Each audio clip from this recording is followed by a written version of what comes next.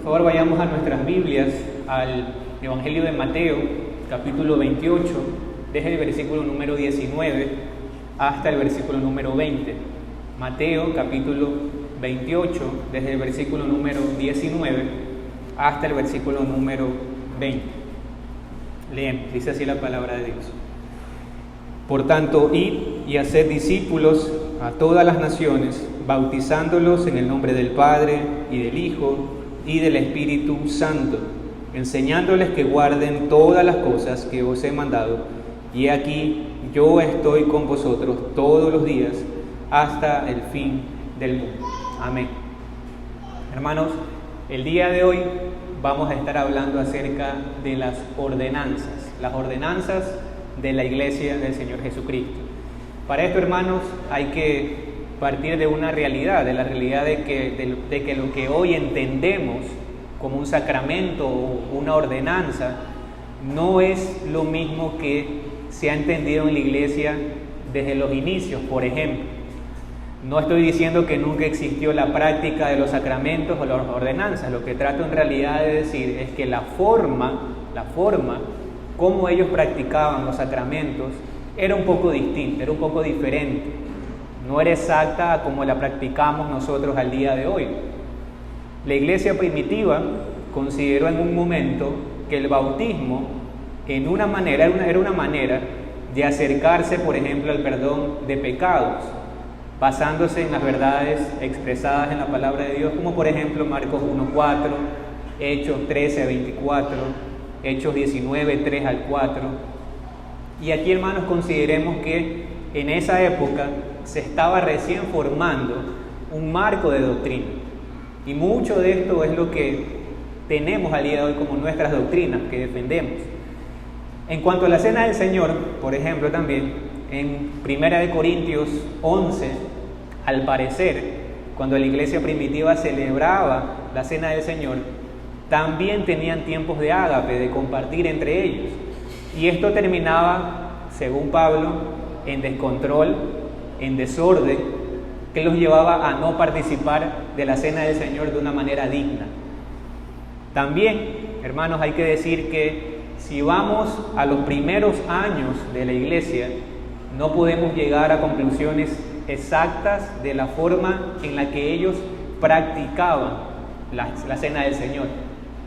También, hermanos, hay que considerar algo, que todo lo que se estaba desarrollando en una época, en estos primeros años de la iglesia, en los primeros años del cristianismo, allí es donde precisamente hubo una persecución terrible para los hermanos, para los creyentes en esa época. Aunque esto ciertamente no siempre fue así, es decir, no siempre hubo persecución. Luego de esta época de persecución que vivió la iglesia, vino también una etapa, un periodo de tolerancia, por llamarlo de alguna manera, donde la iglesia fue en cierta forma ayudada, favorecida por el imperio que reinaba en esa época, el imperio romano. Esto también permitió que muchos maestros surjan en la iglesia, muchos maestros que fueron de mucha ayuda, que fueron de mucha utilidad en el ordenamiento del marco doctrinal, de las doctrinas de la iglesia, y posterior, obviamente, la propagación de estas doctrinas que tenemos al día de hoy. Y hermanos, al transcurrir el tiempo, se empezó a definir con mucha más claridad muchas doctrinas. La Trinidad, por ejemplo, se la definió con mucha más claridad, y también la doctrina acerca de las ordenanzas. Y se entendió entonces que en realidad las ordenanzas eran medios de gracia que Dios nos había dado con un propósito, y ese propósito es fortalecernos espiritualmente. Y esto era lo que ya en ese momento nos diferenciaba del catolicismo, pues ellos ven a los sacramentos como aquellos que infunden gracia salvadora sobre aquel que la está recibiendo. A diferencia de nosotros, que sí creemos que tenemos una gracia, pero una gracia santificante, no una gracia salvadora a través de los medios de gracia, como en este caso la cena, como en este caso el bautismo. Tenemos una gracia santificante y no se nos infunde una gracia salvadora por medio de ellos. Debemos comprender, hermanos, que el bautismo es un acto que se debe también desarrollar sobre la persona que posteriormente ya ha recibido al Señor Jesucristo en su vida, es decir, que ha tenido fe en Cristo, que se ha arrepentido de sus pecados. Si no existe la gracia salvadora en la vida de aquella persona, entonces el medio de gracia ciertamente no va a tener ningún efecto. Los sacramentos para nada engendran vida espiritual. Es ciertamente la gracia salvadora de Dios, la que recibimos por la fe, la que hace esta obra. La Reforma proclamó una doctrina fundamental que hasta el día de hoy la tenemos, y es la sola Escritura. Y esto, hermanos, ciertamente hizo que las verdades de las doctrinas, de las muchas doctrinas de la palabra de Dios, salgan a la luz, porque estaban escondidas. Y también las doctrinas relacionadas con la cena y con el bautismo.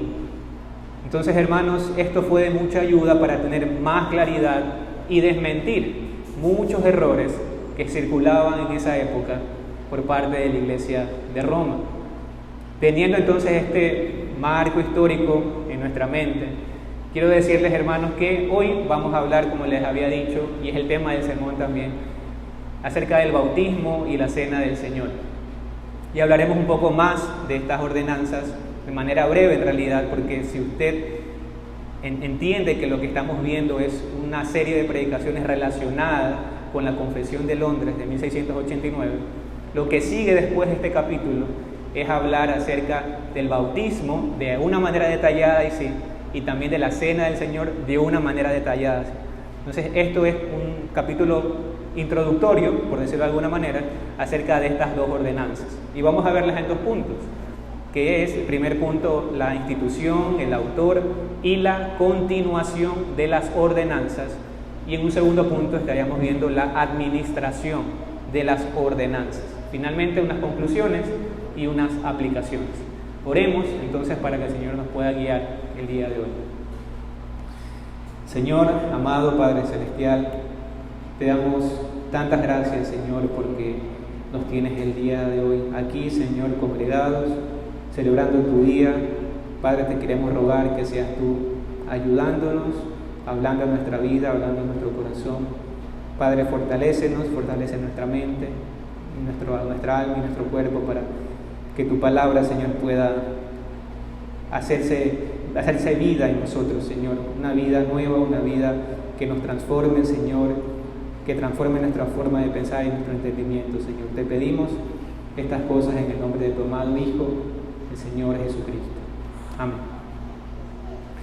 Entonces, hermanos, en el primer punto vamos a hablar acerca de la institución, el autor y la continuación de las ordenanzas.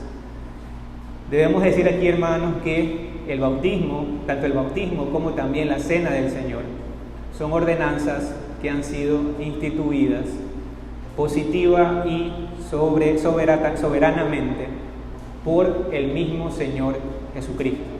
El bautismo y la cena del Señor son ordenanzas que han sido positiva y soberanamente instituidas por el mismo Señor Jesucristo, quien es el Señor de la Iglesia. ¿Qué se entiende, hermanos, por positiva? ¿Qué se entiende por ordenanza positiva?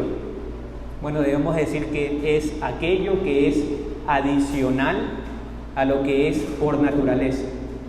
Por naturaleza vamos a hablar, por ejemplo, de la necesidad. Por ejemplo, cuando Dios dice no matarás, esto es una ordenanza positiva, hermanos. No es una ordenanza positiva, pero no porque diga no hagas esto o no hagas aquello, no por eso solamente no es una ordenanza positiva, sino más bien no es una ordenanza positiva en cuanto a que es una ley que es por naturaleza o por necesidad, en el sentido que esta ley tenía que existir, y la razón por la que decimos que tenía que existir esta ley es porque esta ley nos muestra con claridad el carácter santo de Dios. Por lo tanto, esta ley tenía que estar, pues expresa con mucha claridad la santidad de Dios. En ese sentido, es una ley por necesidad, por la santidad de Dios, que es lo que expresa la ley de Dios. Era necesaria por el carácter de nuestro Dios. Entonces, esto no es un mandamiento positivo, este mandamiento que habíamos nombrado, sino que es por naturaleza. Entonces, un mandamiento positivo es aquello que no es por naturaleza o necesidad, sino que se instituye. Cuando nuestro Dios dijo, no matarás, esto es de acuerdo a la ley de la naturaleza, a la que la ley de nuestro Dios pertenece en este caso. Pero cuando Jesús dijo, por ejemplo, bautizándolos o haced esto en conmemoración mía, esto no es de manera natural, es algo que Él instituye positivamente, es algo que Él mismo está ordenando, el mismo Señor Jesucristo lo está ordenando. Por tanto, observar correctamente las ordenanzas del Señor Jesucristo ciertamente manifiesta un amor a la voluntad del Señor de la Iglesia, simplemente porque es la voluntad de Cristo la que estamos haciendo. Cuando el Señor de la Iglesia habla, hermanos, es nuestro deber, sin lugar a dudas, actuar en concordancia con los mandatos, con los mandamientos que Él nos ha dado. Es Cristo, además, también el autor de estas ordenanzas, que Él mismo entregó a sus iglesias. No se trata de mandamientos de hombres. Esto no surgió, por ejemplo, tampoco de la tradición humana, la tradición de la iglesia. En realidad, tampoco hay complejidad, por decirlo de alguna manera, en las escrituras, que son difíciles, por decirlo de alguna manera, de entender, que son ordenanzas dadas por el Señor. Esto es sumamente claro y el Espíritu Santo nos ha dado ciertamente la bendición de poder beneficiarnos con esta verdad. ¿Cuál verdad? De entender que estas dos ordenanzas son dadas por el mismo Cristo, quien es el autor de ellas. Entonces, como dijimos, hermanos, Cristo es el autor de estas ordenanzas. El pasaje que leímos, Mateo 28, 19 al 20, lo leo nuevamente, dice: por tanto, id y haced discípulos a todas las naciones, bautizándoles en el nombre del Padre y del Hijo y del Espíritu Santo, enseñándoles que guarden todas las cosas que os he mandado, y he aquí yo estoy con vosotros todos los días hasta el fin del mundo. Amén. En este versículo, después de haber resucitado, Jesucristo le ordena a su iglesia qué es lo que tienen que hacer. Y ateniéndonos a nuestro tema de hoy, vemos que Jesús da una orden, y es bautizar a todos los que pongan su confianza en Él, a todos los que crean en Él. Y Cristo no solo nos habla de la necesidad de bautizarnos, sino también nos delimita la forma correcta de hacerlo, es decir, usando la fórmula bautismal, hacerlo en el nombre del Padre, en el nombre del Hijo y en el nombre del Espíritu Santo, dejando de esta manera claro, con este solo versículo, que es ciertamente un error pretender ser más sabios que Dios, ser más sabios que el mismo Cristo, al pretender usar una fórmula bautismal diferente y además practicar el bautismo sobre los sujetos no apropiados, porque Cristo ha dicho que se debe practicar sobre aquellos que creen en Él, sobre aquellos que confían en Él. Ahora vayamos a un pasaje, hermanos, que está en 1 Corintios 11, 23 al 25. 1 Corintios 11, 23 al 25. Dice así: Porque yo recibí del Señor lo que también os he enseñado, que el Señor Jesús, la noche que fue entregado, tomó pan, y habiendo dado gracias, lo partió y dijo: tomad, comed, esto es mi cuerpo que por vosotros es partido, haced esto en memoria de mí. Asimismo tomó también la copa después de haber cenado, diciendo: esta copa es el nuevo pacto en mi sangre, haced esto todas las veces que la bebiereis en memoria de mí. Como vemos aquí, es el Señor Jesucristo, el Rey y soberano de la Iglesia, quien instituye la cena del Señor. Es evidente, hermanos, que Pablo no estuvo cuando Jesús fue entregado. Él no fue testigo directo de estas cosas.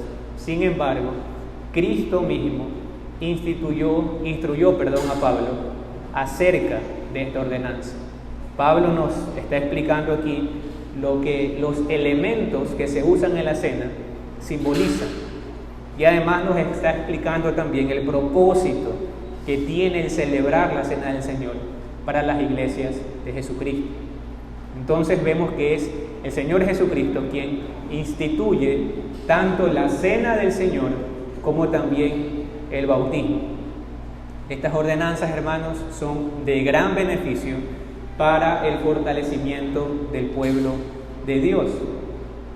Algo que hay ciertamente que destacar es que los actos que como tal de celebrar la cena, el acto de celebrar el bautismo, no tiene en sí mismo algún poder si no se lo hace en la fe de Cristo, en la fe del Hijo de Dios.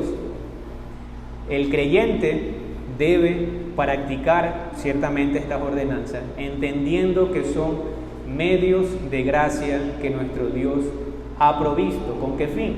Con el fin de alimentar nuestra alma y fortalecernos. Pero esto solo se hará cuando los practiquemos en la fe del Hijo de Dios. El poder, como decía, no está en las ordenanzas en sí mismas, sino en la fe del Hijo de Dios. Eso es lo que hace que sea un alimento real para nuestra alma al recibir estas ordenanzas, al recibir la cena, por ejemplo, al ser bautizado. La fe es lo que hace verdaderamente la diferencia. Ahora bien, hermanos, ¿hay quizás algún límite en cuanto a practicar estas ordenanzas? ¿Hasta cuándo se tendrá que tomar la cena, por ejemplo? ¿Hasta cuándo las personas tendrán que bajar a las aguas? ¿Hay un límite de tiempo? Vayamos para ver un pasaje, para ver qué nos dice la palabra de Dios en 1 de Corintios, donde estábamos, el versículo 26. Dice así: así pues, todas las veces que comiereis este pan y bebiereis esta copa, la muerte del Señor anunciáis.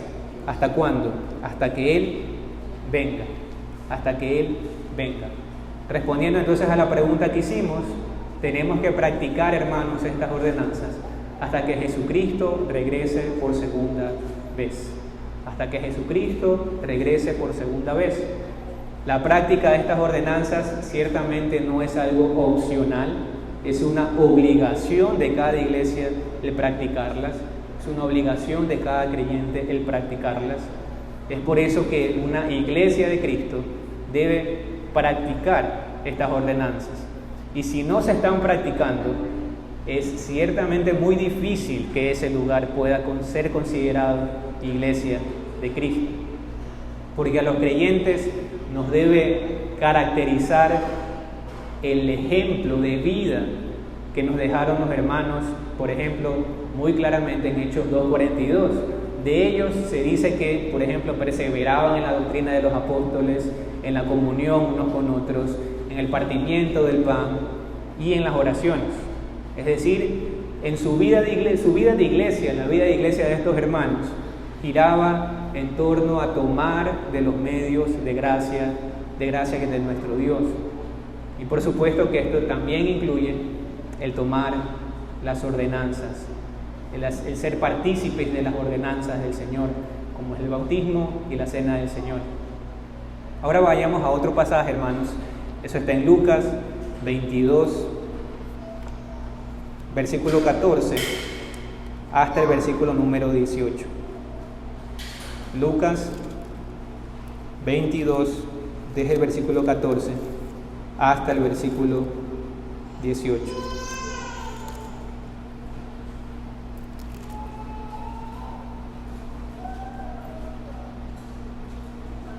Cuando era la hora, se sentó a la mesa con él los apóstoles y les dijo: cuánto he deseado comer con vosotros esta Pascua antes que padezca, porque os digo que no la comeré más hasta que se cumpla en el reino de Dios. Y habiendo tomado la copa, dio gracias y dijo: tomad esto y repartidlo entre vosotros, porque os digo que no beberé más del fruto de la vid hasta que el reino de Dios venga. Entonces la cena del Señor nos anuncia también un evento futuro, cuando estaremos con nuestro Señor en la eternidad, comiendo con Él una vez más, pero ahora en una perfecta comunión con Él. Tanto la cena, hermanos, como el bautismo nos recuerdan la gloriosa obra del Señor Jesucristo por su iglesia, pero también trae a nuestra memoria que Él regresará por nosotros un día. Y hermanos, es ciertamente hermoso verlo de esta manera, porque esto nos dice que Cristo siempre ha estado con nosotros y siempre estará con nosotros. ¿Cómo? Por medio de sus ordenanzas. Podemos disfrutar aún de Él. Y asimismo, Él trae a nuestra memoria su glorioso reino cuando somos parte de celebrar sus ordenanzas, su reino venidero. Lo recordamos también, donde sabemos que no habrá más llanto, ni clamor, ni dolor. Pero en el mientras, hermanos, en este tiempo, es el Señor Jesucristo quien conforta nuestra alma y nos da esperanza, ciertamente, a pelear la buena batalla, a animarnos a pelear por nuestra fe en Cristo.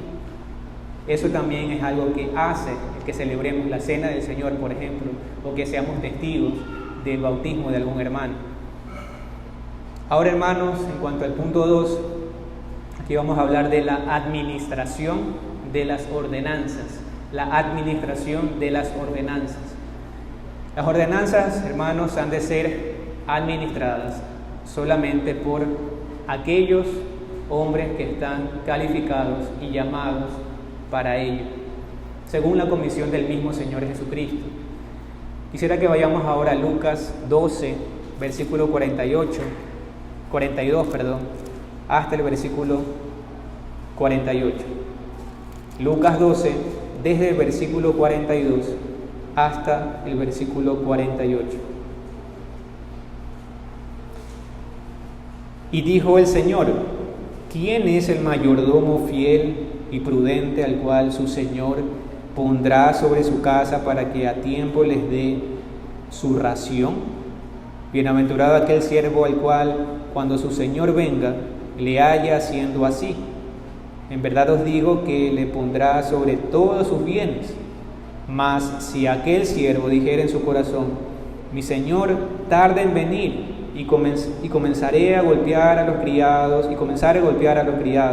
y a las criadas, y a comer y a beber y a embriagarse, vendrá el Señor de aquel siervo un día que éste no espera, y a la hora que no sabe, y le castigará duramente, y le pondrá con los infieles. Aquel siervo que conociendo la voluntad de su Señor, no se preparó ni hizo conforme a su voluntad, recibirá muchos azotes. Mas el que sin conocerla hizo cosas dignas de azotes, será azotado poco, porque a todo aquel a quien se haya dado mucho se le demandará, y al que mucho se le haya confiado, más se le pedirá. Hermanos, aunque este pasaje no habla directamente del oficio pastoral como tal, lo cierto es que una de las responsabilidades del oficio, que es la de administrar es claramente expuesto en este relato y nos sirve de ayuda para explicar el punto relacionado con la administración de las ordenanzas. Es decir, que tenemos un principio útil del cual podemos tomar en estos versículos que hemos leído. El mayordomo, hermanos, era quien daba la ración, decía los versículos que leímos, daba la ración o alimento a quienes, a los siervos de la casa del Señor. Es decir, que el mayordomo administra las cosas de alguien y les da a otros su ración. El trabajo de él, es decir, del mayordomo, es hacer esto, es decir, darle el alimento, administrar las cosas de otros, las cosas de su Señor. Ahora quisiera que vayamos a otro pasaje que está en Tito 1, del 5 al 7. Tito 1, del 5 al 7, que nos habla acerca de el administrar también. Tito 1, del 5 al 7. Dice así: por esta causa te dejé en Creta para que corrigieses lo deficiente y establecieses ancianos en cada ciudad, así como yo te mandé. El que fuere irreprensible, marido de una sola mujer, y tenga hijos creyentes que no estén acusados de disolución ni de rebeldía, porque es necesario que el obispo sea irreprensible como administrador de Dios, no soberbio, no iracundo, no dado al vino, no pendenciero, no codicioso de ganancias deshonestas. Aquí, hermanos, se está hablando de manera directa de los ancianos que Tito tenía que establecer en esta iglesia, de las características que este anciano debía cumplir, debía tener esta persona.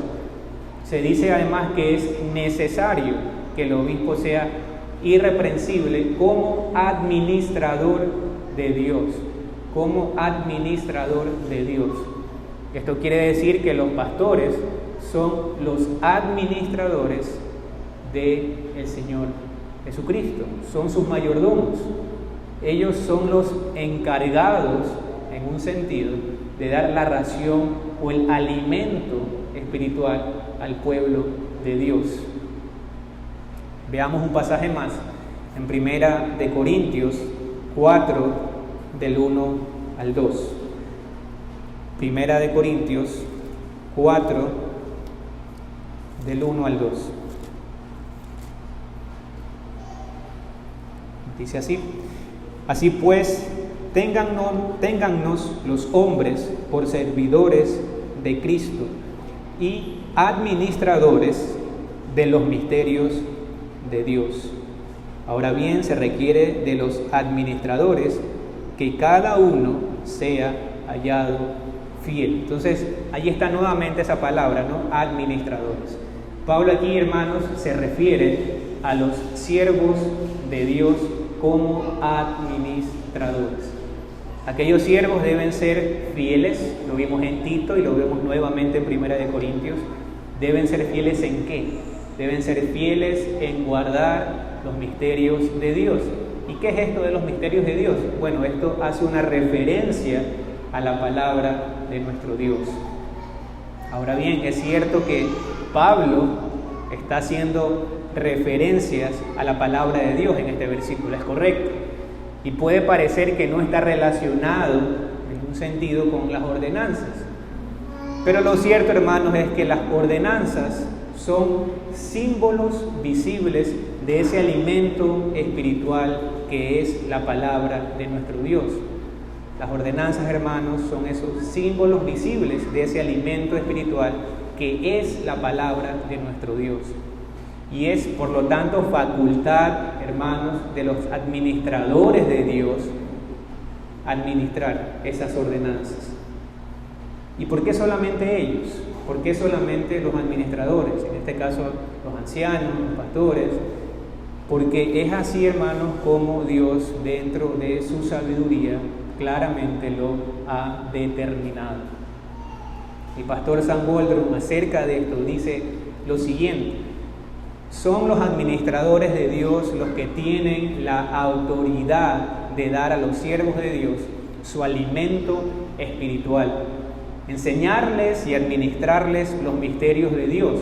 Esto, desde luego, incluye el ministerio público de la palabra de Dios, pero por supuesto que el bautismo y la cena del Señor son símbolos visibles de ese alimento espiritual y esos misterios. Es la prerrogativa de los administradores de Dios supervisar y administrar tales ordenanzas. ¿Es la cena del Señor el alimento espiritual que ha de darse a los siervos de Dios? Entonces es la responsabilidad espiritual de los administradores espirituales, es decir, los ancianos. ¿Cuál responsabilidad? Administrar las ordenanzas. Fin de la cita. Y recordemos, hermanos, que de esto que tienen los ancianos o los pastores, esta responsabilidad, esta autoridad que ellos tienen, la tienen porque les ha sido dada por la iglesia del Señor Jesucristo, por los miembros que conforman la iglesia del Señor. Y esta autoridad de la iglesia, ciertamente, no, hermanos, no se deriva de ningún otro que no sea el mismo Señor Jesucristo, quien es el Señor de la iglesia. Es decir, que los ancianos o los pastores no lo hacen porque ellos simplemente quisieron hacerlo, para nada. Ellos tienen una autoridad delegada por la iglesia para hacerlo. Y esa autoridad no es ciertamente propia de la iglesia, sino que es una autoridad que se deriva del mismo Señor Jesucristo. Y ahora bien, hermanos, pareciera haber una idea diferente, un concepto diferente en cuanto a la administración de las ordenanzas si vamos al pasaje que leímos inicialmente en Mateo 28, 19. Leámoslo nuevamente, Mateo 28, 19. Dice así: por tanto, id y haced discípulos a todas las naciones, bautizándolos en el nombre del Padre y del Hijo y del Espíritu Santo. Una pregunta clave, hermanos, aquí podría ser: ¿esto es una orden, es un mandato individual a todos los creyentes por igual? ¿Todos debemos hacer discípulos y bautizar, que es lo que está diciendo este versículo? Y hermanos, la realidad es que no todos los creyentes tienen que hacer discípulos. Cuidado con esto, y lo voy a aclarar. Así como no todos tienen que bautizar tampoco. Quien en realidad está llamado a ser discípulos es la iglesia. La iglesia. Y en eso todos los miembros del cuerpo de Cristo, con sus dones, según se les han sido repartidos por Dios, sin duda que deben apoyar esa misión que Cristo le ha dado a la iglesia. Pero esto no significa que cada uno de los creyentes tenga que hacer discípulos. Pero cuidado con algo, no se confunda. Esto para nada quiere decir que no debamos dar testimonio de nuestra fe. Eso ciertamente es algo natural que todo creyente hace y ciertamente debe hacer. Repito, que la misión haya sido dada a la iglesia y no a cada individuo de manera personal, individual, para nada quiere decir que usted como creyente, que yo como creyente, que no podamos compartir el Evangelio. Eso nada tiene que ver. Entonces, hermanos, es la iglesia la que tiene que hacer discípulos.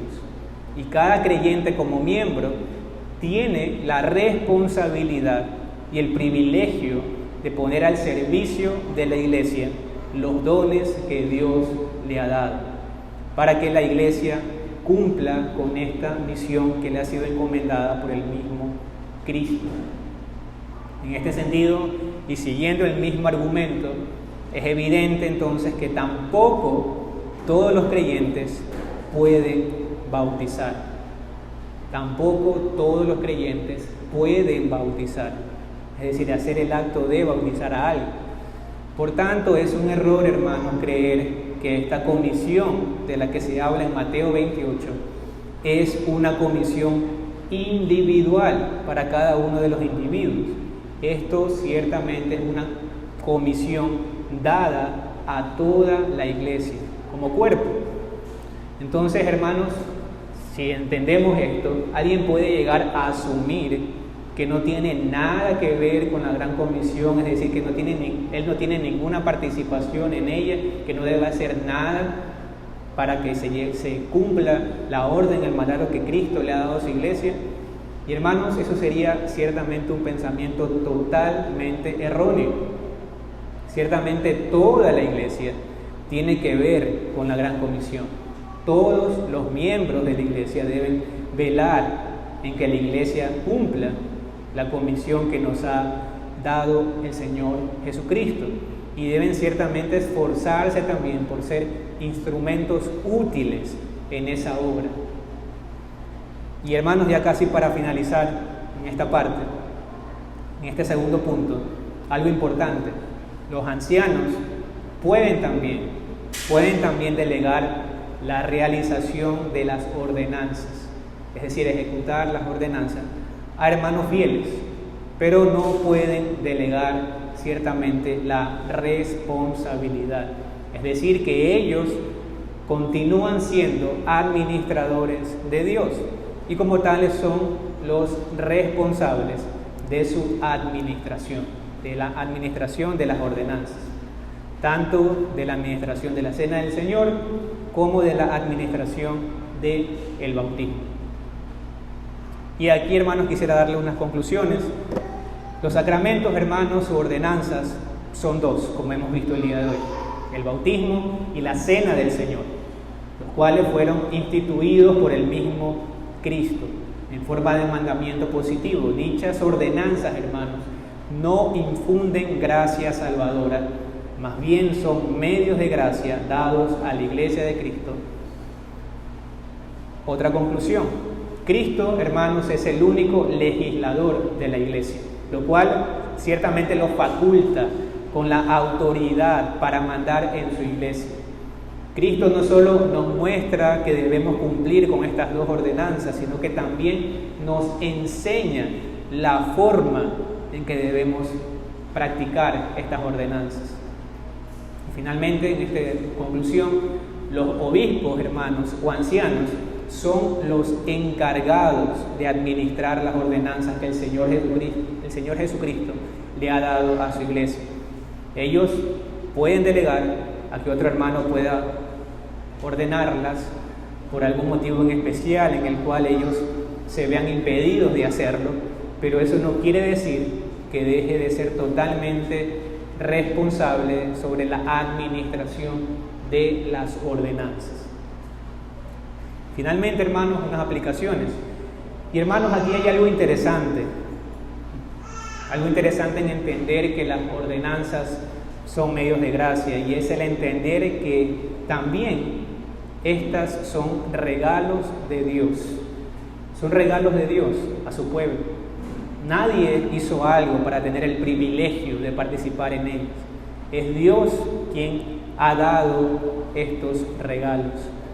Así como la salvación que Dios da, que también es un regalo, es sin duda la salvación un regalo mayor, un regalo supremo que el hombre puede recibir. Pero debes tener algo muy claro: aunque ciertamente es un regalo, si aún tú no la has recibido, la salvación, tú debes ciertamente humillarte y reconocer que solamente hay un Dios salvador. Debes rogar el perdón de ese Dios a causa de haber violado los mandamientos, pues tú, al igual que todos los hombres, hemos transgredido los mandamientos de Dios. Ante esto, tú debes saber que Dios por ningún modo tendrá por inocente al culpable. Eso quiere decir que aquellos que han violado la ley de Dios son merecedores del justo castigo y la ira de Dios. Pero ciertamente en medio de este panorama sombrío aún hay esperanza. Si es que en realidad la estás buscando, el Señor dice en su palabra me buscarán y me encontrarán, cuando me busquen de todo corazón. Por tanto, busca a Cristo mientras pueda ser hallado, deposita tu confianza en Él, y entonces, ciertamente, experimentarás un bautismo superior al bautismo en agua. Me refiero al bautismo en el Espíritu Santo, pues es el mismo Espíritu Santo quien vendrá a hacer morada dentro de ti, dándote nuevos deseos y transformando tu corazón, dándote una vida nueva, haciéndote hijo de Dios y justificándote delante del Padre. Asimismo serás limpiado por la preciosa sangre de Cristo y comerás de ese maná celestial que es el mismo Señor Jesucristo. ¿Hay algo mejor que esto? Sin duda que no lo hay. Por tal motivo, aprópiate el día de hoy de esa salvación que Cristo ganó por los suyos, gratuitamente. Y hermano que está aquí, quiero recordarte que la razón por la que la Iglesia de Cristo tiene el privilegio de participar de estas ordenanzas es por el sacrificio perfecto de Cristo y por su resurrección. Si Él no hubiera resucitado, hermanos, en vano sería que estemos el día de hoy aquí reunidos. En vano serían las predicaciones. En vano sería celebrar las ordenanzas. Vana sería, en última instancia, nuestra fe. Te das cuenta entonces que todo sería totalmente en vano y sin sentido si no fuera por Jesucristo. Te das cuenta que nada de lo que tienes puede en realidad compensar lo que tienes en Cristo. Puedes tener riquezas, bienes, personas que te amen, estudios y todo el mundo bajo tus pies. Pero si no tienes a Cristo en tu vida, nada tiene sentido. Él ciertamente es la razón de todo y es la razón de nuestra esperanza, la razón del pueblo, la razón de la esperanza del pueblo de Dios. Hermanos, que este pensamiento ciertamente nos humille y nos lleve a volver nuestros ojos a Cristo y quitarlos de nosotros mismos, quitarlos de los hombres. Hermanos, procuremos guardar todas las cosas que Él nos ha mandado y tengamos gozo en esto, tengamos gozo en hacerlo. No lo veamos como una carga pesada que tengamos que llevar. Tengamos ciertamente deleite en hacerlo, en guardar todas las cosas que Él nos ha mandado. ¿Sabes por qué, hermanos? Porque nada de lo que tú y yo podamos hacer alcanza a llenar la medida del enorme sacrificio que Cristo ha hecho por nosotros. Entonces, ciertamente es necesario que lo hagamos. Dentro de ese guardar las cosas que Él nos ha mandado, hermanos, tenemos los mandatos de celebrar la cena y el bautismo. Cada vez que estés enfrente de ellos, recuerda, fue por ti, fue por mí, fueron tus pecados, fueron mis pecados, fue su sacrificio perfecto, fue su amor, por lo cual tú puedes estar viendo, celebrando o participando de la cena o del bautismo. Fue por causa del amor de Cristo por los suyos. Y eso no es poco, hermanos. Ninguno de nosotros es digno, ciertamente, de participar de ellos. Por tanto, reconozcamos la bondad de Dios en esto. Reconozcamos su amor y alabemos a Dios por Jesucristo, por lo que Él ha hecho, porque fue Él y nadie más que Él quien tuvo que ser sepultado para que nosotros podamos resucitar de la tumba. Fue su sangre, hermanos, la que tuvo que ser derramada por nuestros pecados.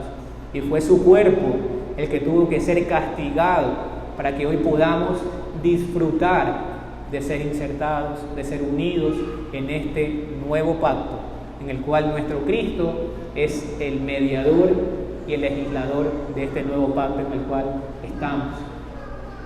Por todo esto, el Señor ciertamente, hermanos, es digno de ser reconocido y exaltado y digno de recibir toda la gloria. Y en este sentido, hermanos, sumémonos a las palabras del salmista cuando dijo en el Salmo 117 lo siguiente: alabad a Jehová, naciones todas, pueblos todos, alabadle, porque ha engrandecido sobre nosotros su misericordia, y la fidelidad de Jehová es para siempre. Aleluya. Amén. Que el Señor bendiga su palabra.